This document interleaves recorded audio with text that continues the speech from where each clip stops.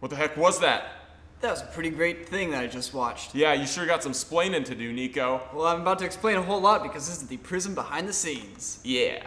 So you guys are probably wondering what this whole Prism thing is about. Let us tell you. This all started back last year after we made Frozen Crossing. Actually, no, way farther than that. This happened 10 years ago when we first started doing visual effects. So when we first got our start in visual effects back in the day, we started with a program called AlumDV made by some of our friends in the UK. They run a website called FX Home. It's a great online community for indie visual effects artists, and it's where we got our start. In fact, if you go over there, you can watch many movies of Sam and I goofing around when we're like 15 years old and making fools of ourselves. Before YouTube. So they came to us and said, hey guys, Frozen Crossing was really rad. We want you guys to help us with the new software and make a sweet video with it. What did we do? We made Prism. We made the coolest, most expensive, big budget, high production value thing we could possibly dream of. We also helped them with the software.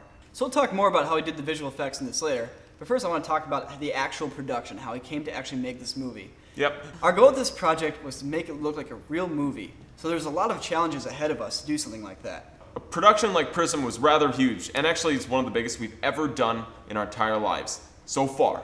Now there's a lot of things that are not usually required for, normal YouTube videos. Things like having to deal with huge crews, things like bringing scripts, pre-production, equipment, making our own custom props, masks, things like that, gear, dealing with, just tons of organization moving into something like this. We shot this whole thing in 2 nights in downtown Los Angeles, which is kind of, unfortunately, expensive. Usually when we go out and shoot a video out in the street, we just go out and do it, and our neighbors don't care. We have like 3 people out there. No one cares. So this time we actually had to go out and get permits, and we actually had to pay for our locations. On top of that, we only had 10 hours in each location, so we actually shot this entire movie in 2 nights. Check this out. One mistake, and the whole thing goes to hell. Yeah. How we doing, boss? Good. Sam's kind of taking over directing. I'm taking over trying to tell Sam to go faster. Yeah, we were pretty exhausted when it's all done. Yeah, totally worth it. Even though Prism was a rather huge production for us, we still did a lot of the stuff just from scratch with our bare hands. Like these cool guns you see in the movie, I put all these together by myself. Check this out too. These masks for Prism, we had a friend make some sketches for us based off of some of our odd, awkward descriptions, and Nico made a 3D model, and then we cut it out of a piece of foam and molded it. Ooh. So for a piece like this, the guys at FX Home actually gave us a budget to actually get all the stuff we needed. So if our budget was this big... No, here's this end. Okay, Sam's on that side. So if our budget was this big, this is about how much we spent on locations. Permits. Paying the actors and the crew for their time helping us. All the people. Guns and costumes. Guns and costumes. Some hard drives. And then pretty much food to feed everyone. And that's it. So let's talk about some of the effects that we did in this piece. No, let's. Believe it or not, the vast majority of effects in this were actually pretty simple. It was either compositing stock footage, doing some fancy particle stuff, or adding some lens flares. The one exception to this being the laser shots. You can see why. Believe it or not, the vast majority of everything you see here can entirely be done within the hit film. However, for any type of post-production process, you will usually use more than one program. In this case, we want some funky 3D graphics. And as always, we called upon our trusty friend 3ds Max to give us some cool elements that we could use. So after you get renders in a 3D program, you still need to composite them. So that's where hit film comes in there. All right, cool effect number 1, plasma rifle. So for the plasma rifle effect, obviously it's very similar to a normal muzzle flash or a normal rifle going off, except there's a couple key variations in it. The first is mostly in the actual hits themselves. Normally, for a bullet hit, you have a big cloud of smoke, you have some little chunks of sand debris. But what I did here is I made a small smoke poof that is made out of smaller wisps, and then I would take those wisps and put them within the bullet hits to make this like electrical kind of like plasma effect when anything explodes from it. And for the muzzle flashes, I even used those same files there for the bullet hits and turned them into muzzle flashes as well, as you can see here. Put a little ripple on that, call it a day. So at this point, we've actually made a lot of our own stock footage for the various projects we've done. We now have bullet hits, smoke puffs, muzzle flashes, and in Prism we got to use it all for the film.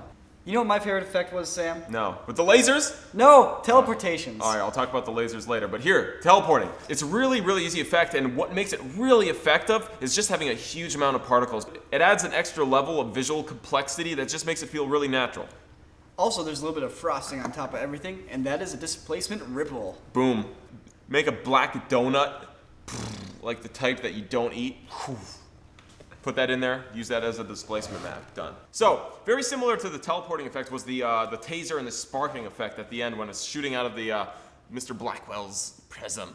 Basically, this is another similar effect that was done with the particle engine, which is actually pretty damn sweet. To do a shot like this, basically set up a particle emitter on the vest to shoot out particles, as well as some stuff to send out lightning. It's basically just a lightning filter. You set your points. A couple little particle emitters when the lightning's hitting the ground to set off sparks. A little black mark on the ground to show where the lightning hit it. It's really pretty straightforward. Some lens flares on his vest to give the impression that the lightning is emitting light. It's just a lot of basic layers put together on top of each other with a little bit of artistic flair and stylization to really sell the piece. How'd you make the lasers? How'd you make the lasers? So what we did for the actual effect is, this is one of the very few effects that we had to go outside of HitFilm for. Of course, as you guys are familiar with, ray fire was used for this to create all the little fragments and stuff like that. However, on top of that was just a layer of composited smoke, dust, and pretty average bullet hits. And just having all that at the scene just makes it all come together. So anyways, as you guys can see, a whole lot of cool stuff. Really nothing too complicated, just a whole lot of it. And really that kind of defines a piece like this. Just a lot of hard work doing a lot of just kind of normal things. So actually one really cool thing about the sound for this piece is a friend of ours named Rob Krekel. Is that right pronunciation? Okay. What he did is he watched our piece and was like, guys, have I got some sounds for you? I was just working on Uncharted 3 and I'm going to help you still. I'm doing your sound for this piece right now, whether you like it or not. And we're like, all right, whoa, hey. But check out these crazy sounds he made.